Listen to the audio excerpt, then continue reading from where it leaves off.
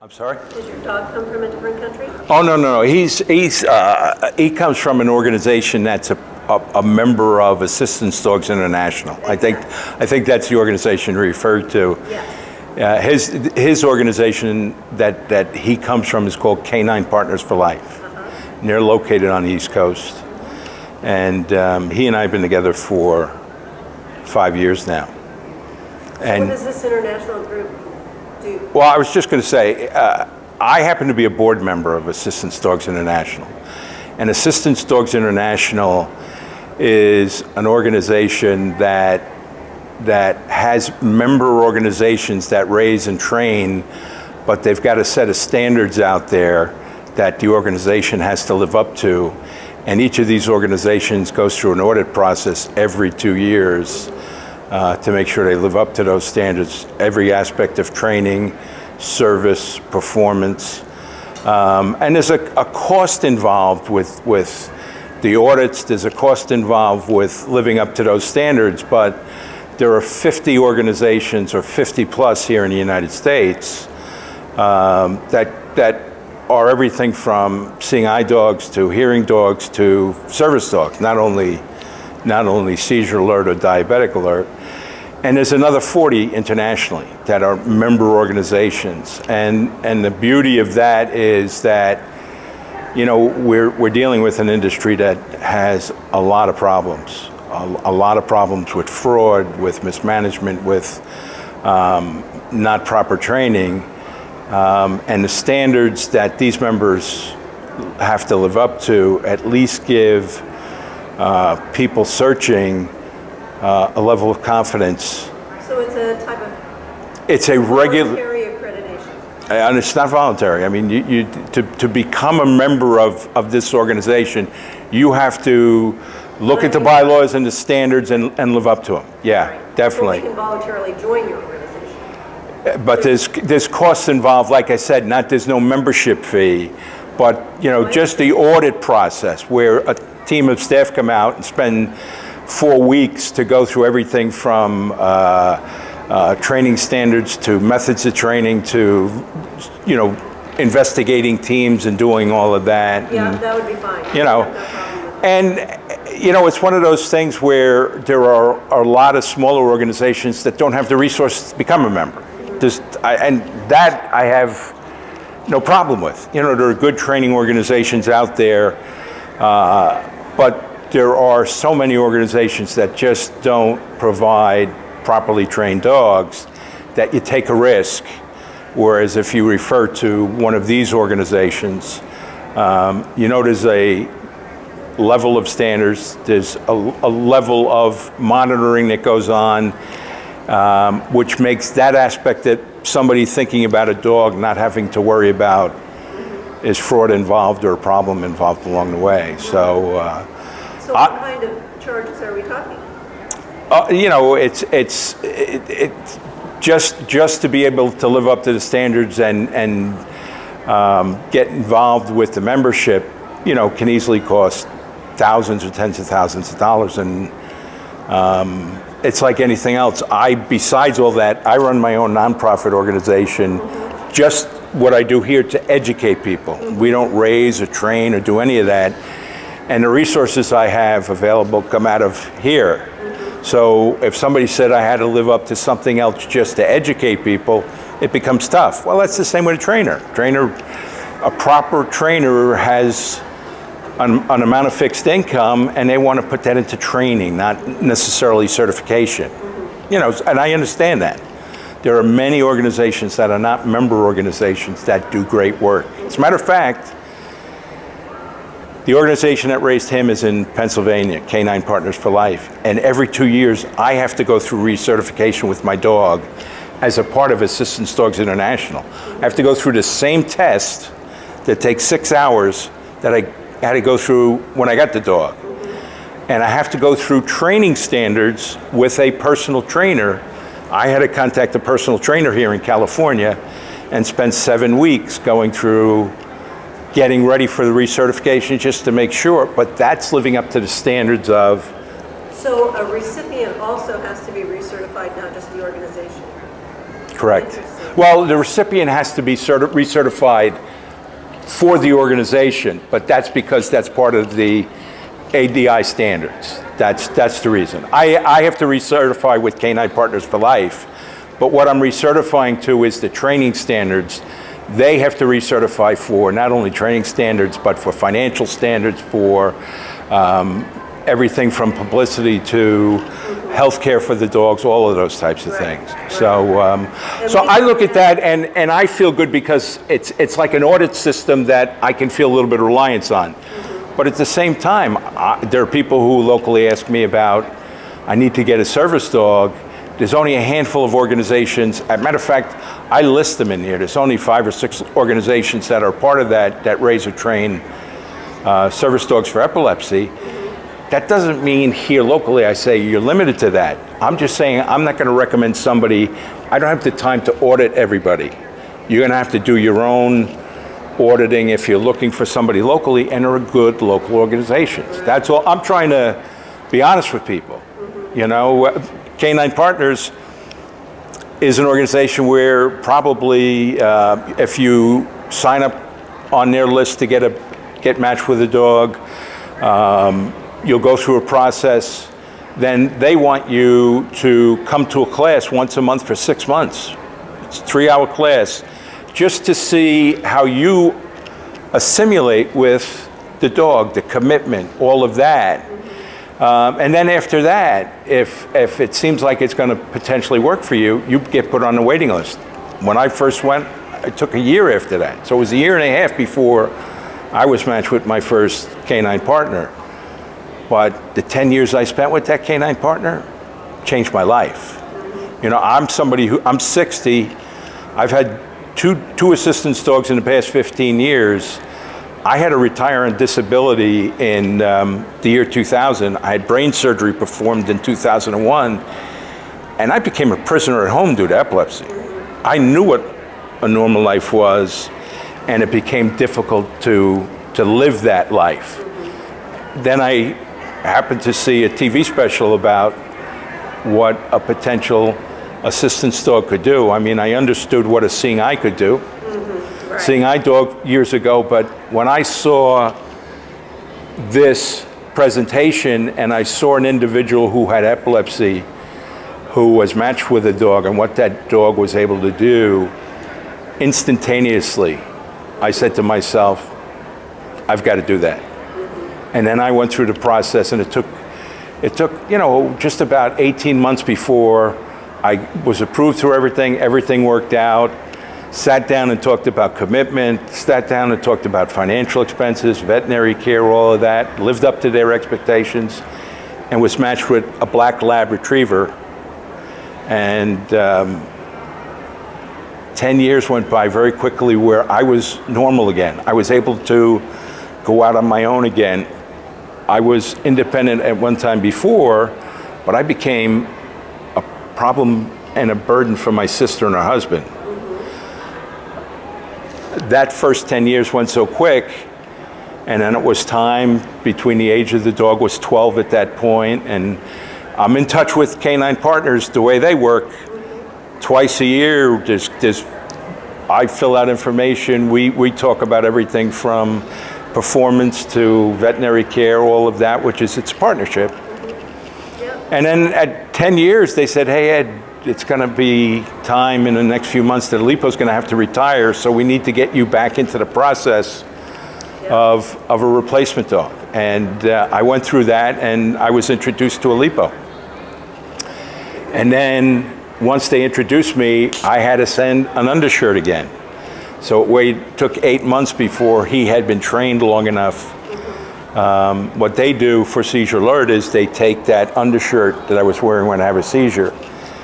And you know, I heard you say that they're not able to predict on all, but with the scent training, they are able to. Between that and the fact that they're also able to, after a short period of time, observe people to where it's facial movement, it's movement of the body, it's sensory in many ways.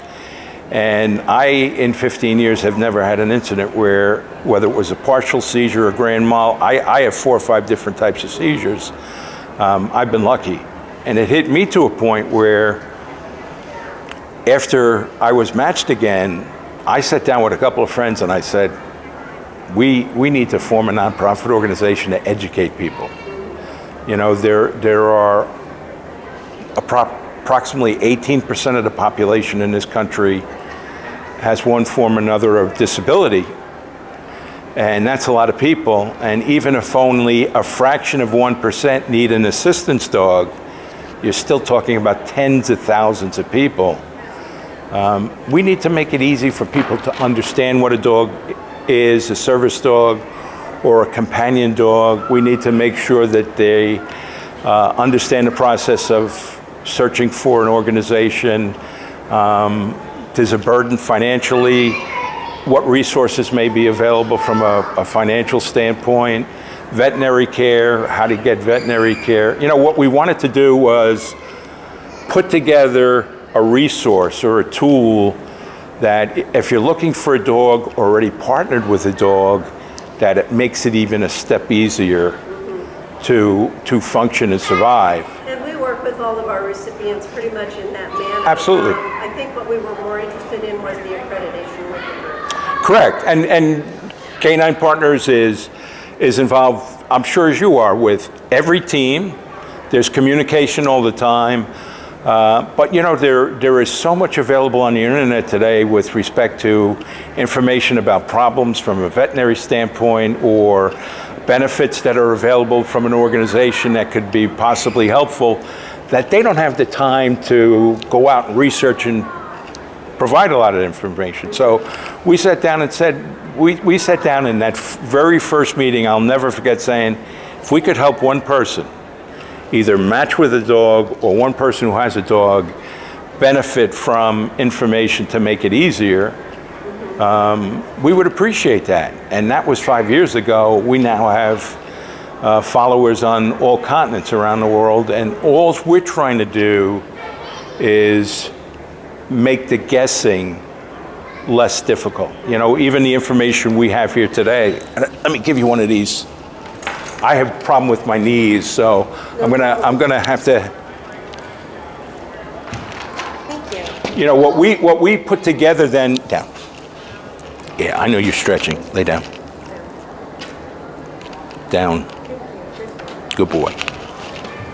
You know what we put together were simply resources. And matter of fact, on our website, on the right side, these are stories that we post. Stories several times a week. So, you know, the first information we provide is the difference between a seizure alert and a seizure response dog, you know, for people. And then the second story was about, is an assistance dog even right for you as an individual? Basic information. The third, which most people don't understand, is this is an article on the potential tasks that a service dog can provide. And there are so many in here. What normally happens is they're trained to do 40 or 50 or 60, but there are so many in here that we tell people, you need to find out what's going to be beneficial to your disability to make sure your dog gets trained to that. And that is the service dog task information. And then finally, we put an article in here about the fact that an assistance dog, if your parents or you are currently taking medical expenses as a deduction. I'm somebody who has for a decade now. He's a medical expense.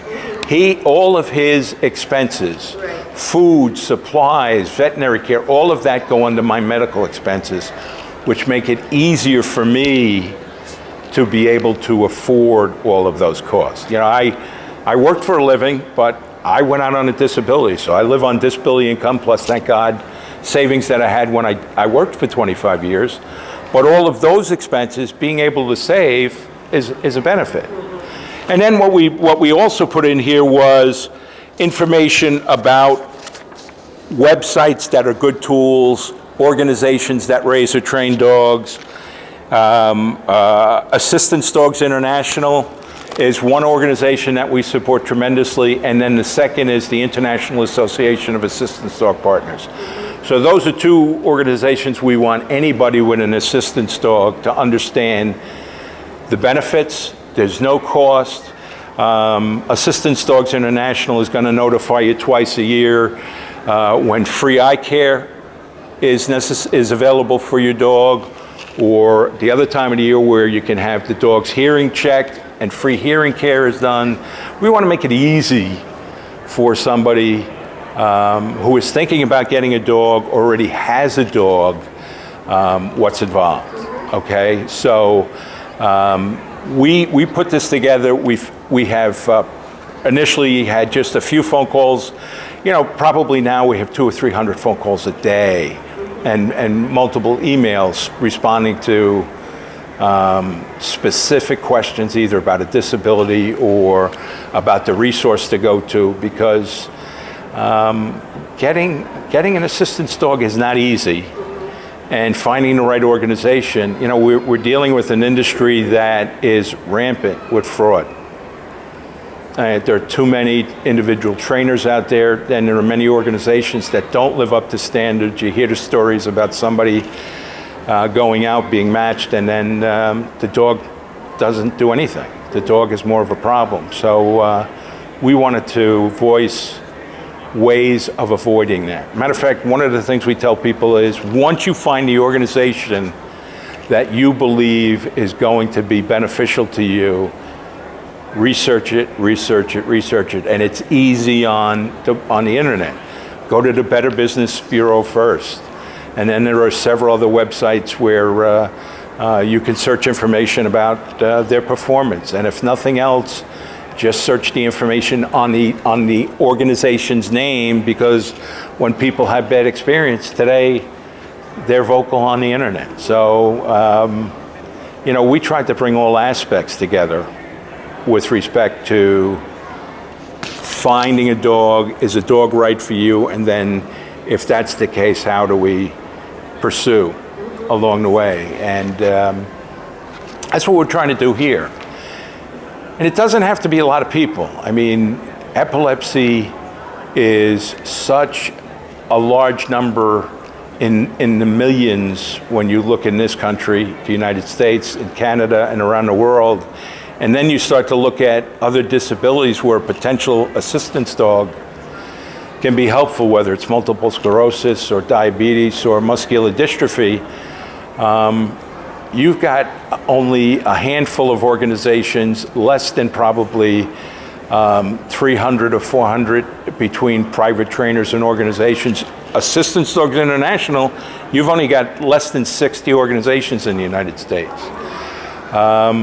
And the problem then becomes the wait time, how easy it's going to be to get a dog along the way. So even if only a fraction, even of the people here were interested in a dog, it still is a task to find that an organization and a dog are going to be right for you. Absolutely. And then once you do that, you've got to be committed to following the guidelines of the organization. Yes, you do. Which is so important. You know, I'm sure you work the same as Canine Partners looked at me and they said, Ed, we believe an assistance dog is going to be right for you. But for us to be sure you're going to make the commitment, we want you to attend. We have a class once a month. It's about a half hour where we talk about all aspects. We want you to attend for 6 months as a start. And then I did that, and I got more and more psyched about it. And then we sat down and they went through a matching task with me to make sure they had all the aspects of my health with respect to my partner. And then finally, it took a little over 6 months to match me with my first dog. So it was a little over a year from the beginning. But from the moment I was matched with that first dog, my life got better. My life got better. And 10 years went fast.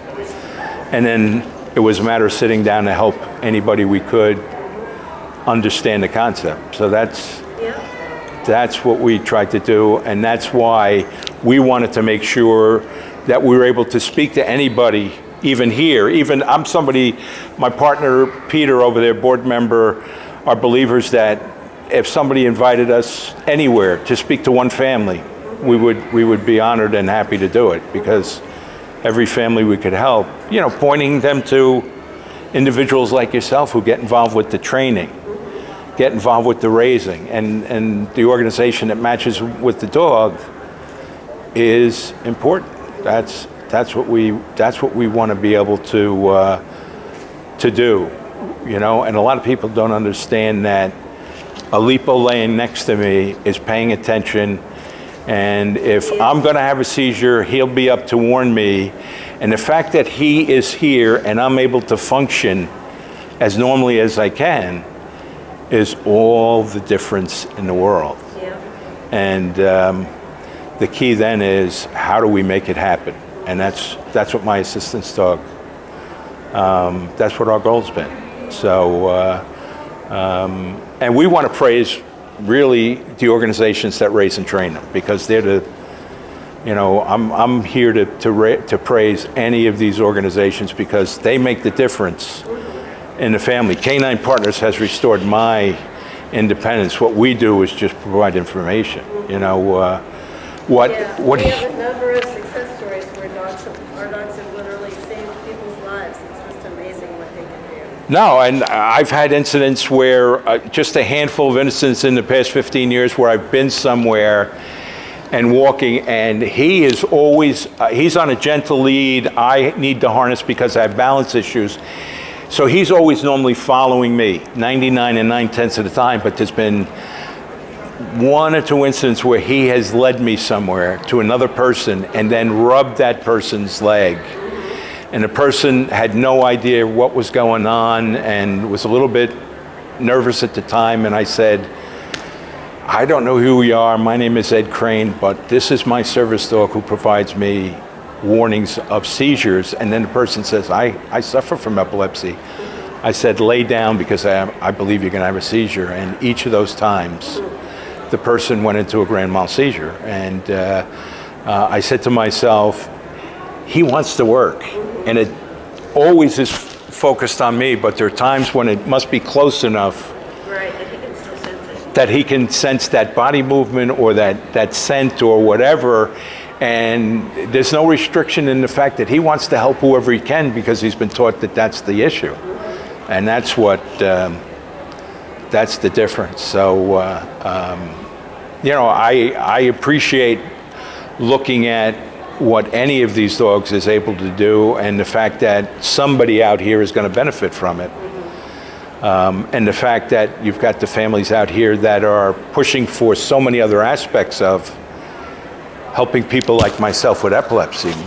The doctors, the medical companies, the medications, the surgeons, the other nonprofit organizations. That's great, but even if that fraction of a percentage of people benefited from a dog, we're still talking about a large number of people, and get the word out. So,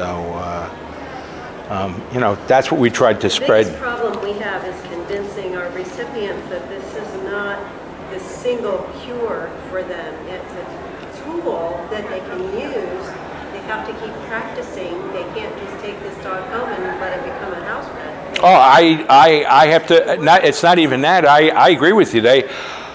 These dogs are trained as if I was wheelchair bound and fully disabled, and I'm able to flick a light switch on and off and open doors, but he's been trained to do that on command. So I have to, on a regular basis, make sure that He still remembers how to turn on the light. Correct. Do all of these things. Do all of these things, and he wants to do it. That's I tell people that I'm smiling that Aleppo here wears a harness whenever I'm up and around. He not only warns me, but he provides me balance that I need because of the problems with injuries. But when I'm home, at least twice a day, there's time when the harness comes off, and I have a fenced-in area where I'll put a seat down and I'll sit there and I'll throw the ball, have some fun time with him. But in the evening normally when I'm on the computer and playing and he's got the harness off, There are times he's saying, hey, I want to work right now. He wants to work. So he'll go into the bedroom and come out with my slippers and bring them over. Exactly. Or he'll go over into the other room and bring something that I normally ask him to fetch as a task, because he's saying, I want to work. Yeah. I want to work. They anticipate, we placed a dog with a child last year, and they anticipate the routine. And they Right. get to the point where the child is getting up and getting dressed and going to school, and the dog figures out, oh, well, at this point in the day, she's going to need her socks, and then she's going to need her shoes. She doesn't need her shoes before her socks. Right.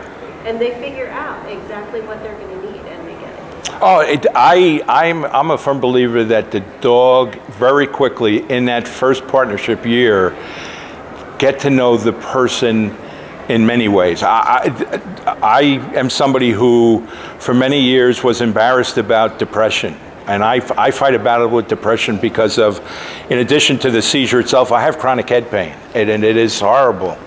But even when the head pain's not here, I have bouts with depression. And I could be there. I'll normally go into a bedroom, lay down, and I put the blinds down because the pain is so bad. He comes in and he wants to put his head on my knees or my legs and just rub back and forth, not on my here, but in other ways to say, hey, I'm here for you. And people, most that I've spoken to, don't understand that when you're fighting that battle with depression and things just look so bad, or the pain, something as simple as that, take enough of the distraction away from the depression or the pain, and they make such a big difference. I speak to him more than I speak to some family members sometimes. Why? Because he doesn't talk back to me. He doesn't say, hey, Ed, you're doing this wrong. He's the best listener. You know, and that is another aspect of any disability that. Well, and we place some dogs in schools as edupups, and basically that's what they do. You know, kids read to them. The dog doesn't criticize how they're reading. You know, if they missed a word, the dog doesn't care. Right, right.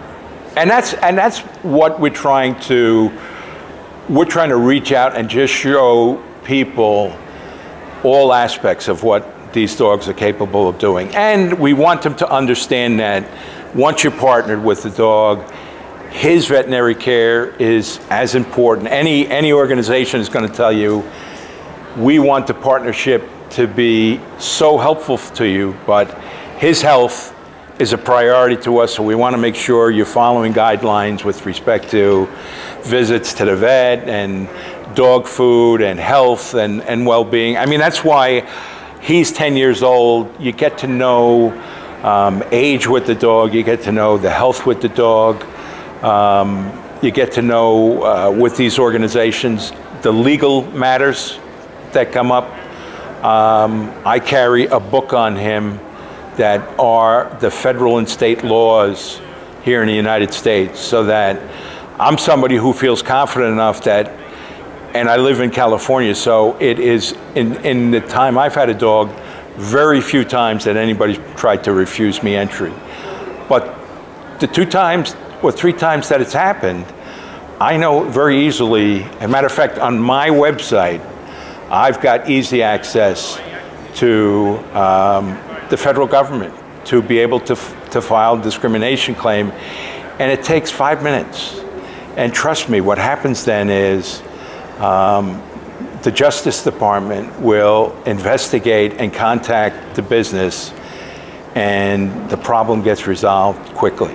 You know, I probably get more telephone calls from those partnered with because of an incident than I do on other types of topics. You know, probably 50% of the phone calls I get are from people partnered with dogs, whereas the other 50% are people investigating partnering with the dog. And we're also helping them with veterinary care. There are a lot of veterinary organizations throughout the country that provide either a discounted rate for a service dog, free rate. You've got 2 national organizations in the United States that once a year provide, one provides free eye care for your dog the same month every year.